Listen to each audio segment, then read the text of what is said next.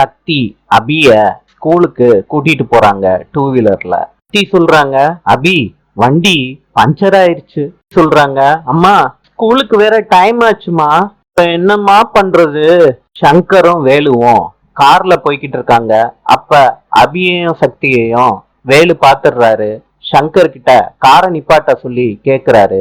சங்கரும் காரை நிப்பாட்டிடுறாரு. வேலு சொல்றாரு, சக்தி நான் வேணும்னா அபிய ஸ்கூல்ல டிராப் பண்ணட்டுமா? சக்தி சொல்றாங்க, அதெல்லாம் தேவையில்ல, அபிய நானே ஸ்கூல்ல விட்டுக்கிறேன். அபி சொல்றாங்க, அம்மா நான் வேலு கூடயே ஸ்கூலுக்கு போறேன், நான் வேலு கார்லயே போறேம்மான்னு அடம் பிடிக்கிறாங்க அபி.